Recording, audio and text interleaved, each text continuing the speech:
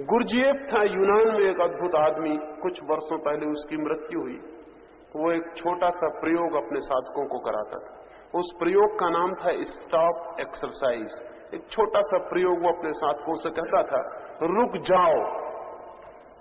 हम यहां बैठे हैं, गुरजीएफ अगर अपना प्रयोग कराता तो वो ये कहता था कि जब मैं कहूं स्टॉप, रुक जाओ, तो जो जहां जैसा है वैसा ही रुक जाए। अगर बोलने के लिए मुंह खोला है तो फिर बंद मत करना, मुंह खुला ही रह जाए। अगर चलने के लिए पैर उठाया तो फिर हिलाना मत, पैर वहीं रह जाए, चाहे गिरो चाहे मरो।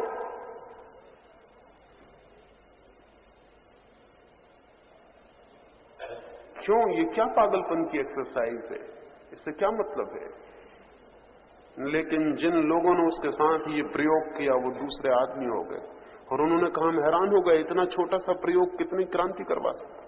क्योंकि बहुत बल चाहिए इस बात में। आप अपने को धोखा देने की कोशिश करेंगे कि कोई देख तो रहा नहीं, पैर इतना ऊंचा बहुत तकलीफ दे रहा, थोड़ा नीचे करके रख लो। और अगर नीचे करके रख लिया तो किसी और का नुकसान नहीं किया। वो जो चक्र आपके भीतर जिसको विकसित करने के लिए वो एक्सरसाइज थी, वो बेमानी चला गया। लेकिन अगर आपने हिम्मत की और आप खड़े रह गए वैसे ही जैसे आप थे, आंख खुली थी तो आंख खुली रह गई, अब पलक झपेगी नहीं। हाथ ऊपर उठा था तो ऊपर रह गया, मुंह खुला था तो मुंह खुला रह गया, एक पैर ऊपर उठा था एक पैर ऊपर उठा रह गया, कमर झुकी थी तो झुकी रह गई। बहुत तकलीफ हो गई लेकिन अब हिलना भी नहीं है। और इस प्रक्रिया में जो खड़ा रह जाएगा वो अपने को आज्ञा दे रहा है, वो अपने संकल्प को बल दे रहा है। एक बार वो तिफलिस में ठहरा हुआ था गुरजीएफ, रूस के एक छोटे गांव में, अपने 30 मित्रों को लेकर उनको साधना के लिए ले गया था।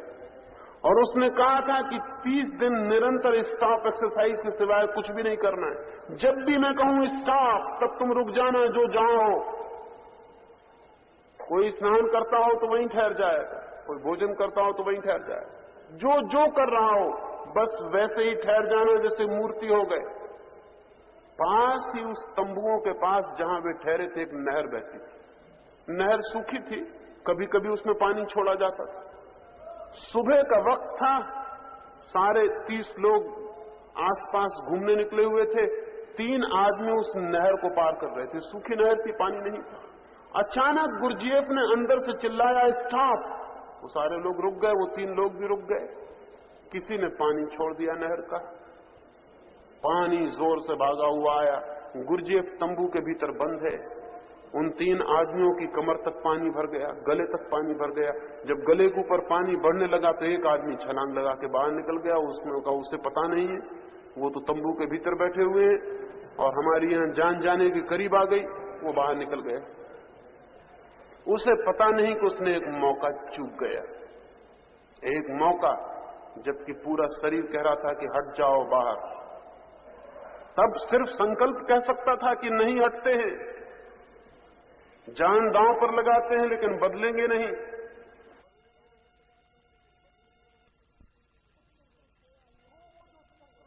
तो वो जो चक्र सोया हुआ है सक्रिय हो जाता है, एक शॉक, एक धक्का, और वो चल पड़ता। लेकिन वो चूक गया, वो बाहर कूद गया। अक्सर लोग कूद जाएंगे, आप भी होते तो कूद गए होते, उसने कुछ गलती नहीं की थी। 2 व्यक्ति रह गए। फिर इसके बाद मुंह तक पानी आ गया और जब नाक तक पानी आया तो दूसरे ने भी सोचा कि अब खतरा है, वो भी छलांग लगा के बाहर हो गए। लेकिन तीसरा आदमी खड़ा रहा। खतरा उसको भी दिखाई पड़ा, अंधा नहीं था। जान जाने की नौबत दिखाई पड़ी, मौत सामने आ गई, पानी सिर के ऊपर से निकल गया। लेकिन उसने कहा कि अब जो भी हो जाए, जो तय किया है तो तय किया है। गुरजीएफ भागा पागल की तरफ तंबू के भीतर से। वो नहर तो जान के छुड़वाई गई थी। कूदा पानी में, उस आदमी को बाहर निकाला।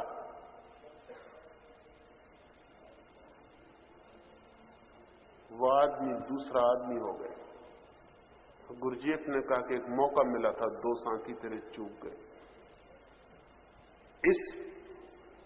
इस दबाव में, इतने तेज दबाव में कि मौत सामने आ गई लेकिन संकल्प नहीं बदला, तो फिर और कब चलेगा वो चक्र।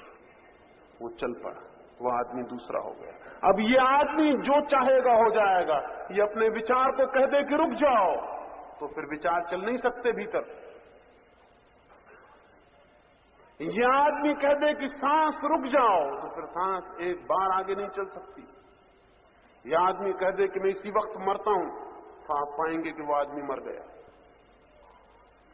ये आदमी अब जो चाहेगा अपने लिए हो जाएगा। दक्षिण में एक बहुत बड़े संगीतज्ञ का जन्मदिन मनाया जाता था, कोई 300 वर्ष पहले की बात। बहुत बड़े बड़े मित्र थे उसके, बहुत बड़े बड़े शिष्य थे, बड़े राजा महाराजा थे। उन सब ने मिलकर उसका आयोजन किया था। उसकी 60वीं वर्षगांठ मनाई जाती थी। उसके हजारों शिष्य अपनी अपनी भेंटें लेकर आए थे। एक गरीब फकीर भी उसका शिष्य था, जो सड़कों पर तंबूरा बजा के भीख मांगता था। उसके पास तो कुछ भी नहीं था। आधी रात बीत गई, सारी भेंटें देकर लोग जा चुके, तब वो भिखारी द्वार पर आया और उसने द्वारपालों से कहा, मुझे भीतर जाने दें, अपने गुरु को मैं भी कुछ भेंट देना चाहता हूं। लेकिन उसके हाथ खाली थे, कपड़े फटे थे। उस द्वारपाल ने कहा, तुम्हारे पास कुछ दिखाई नहीं पड़ता। उसने कहा, मैं तो हूं। द्वारपाल ने कहा, कोई पागल है, जाने दो, चले जाओ, ठीक है। वो भीतर गया।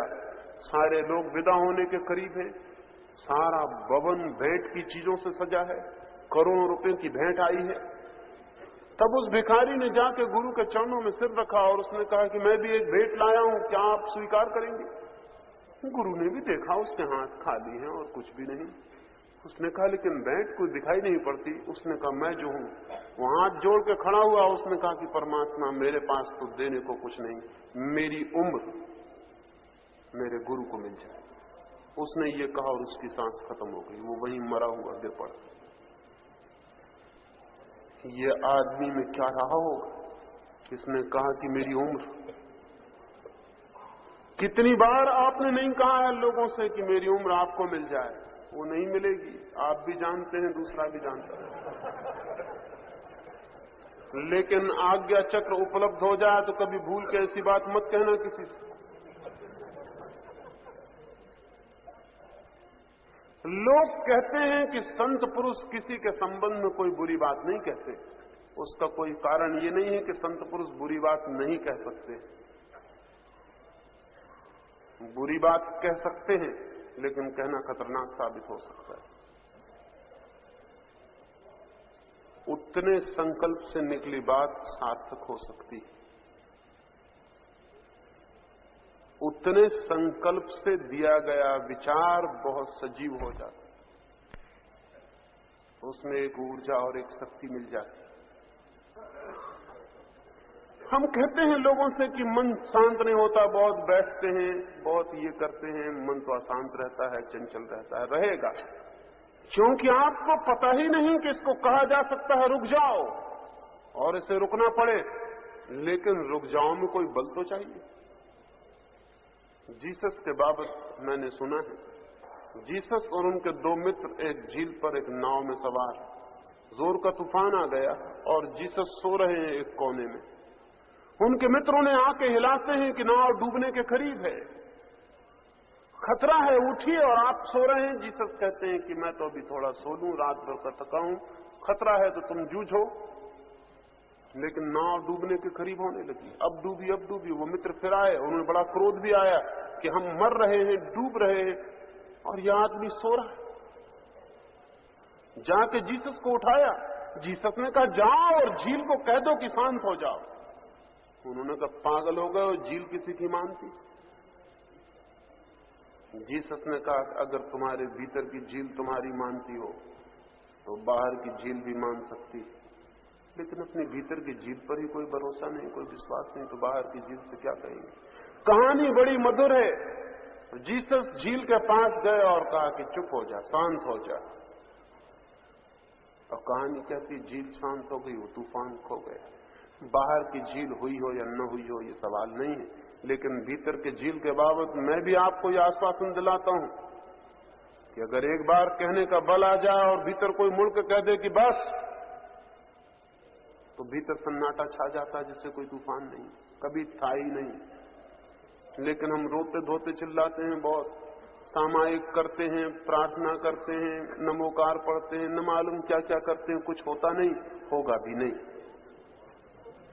क्योंकि हो सकता है एक चक्र के सक्रिय होने से, विल संकल्प के सक्रिय होने से, वो तो नहीं है, वो नहीं है। फिर हम कहते हैं वो सब थोथा पड़ जाता है, वो कहीं जाता ही नहीं। जो भी हम चाहते हैं वो सिवाय इस चक्र के और कहीं से भीतर प्रवेश नहीं कर सकता है। इसलिए ध्यान में उस चक्र पर जोर से नजर रखनी। और ये बड़े रहस्य की बात है कि जितनी गहरी उस पर नजर हो उतनी ही शीघ्रता से वो सक्रिय हो जाता है।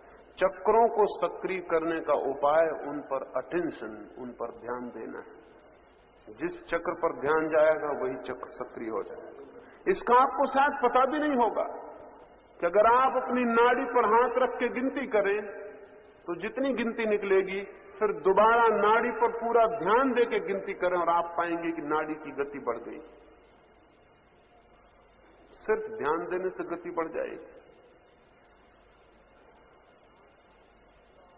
ध्यान नाड़ी पर दिया और गति बढ़ी। आप श्वास पर बैठ के 5 मिनट ध्यान दें और आप पाएंगे कि श्वास गहरी हो गई।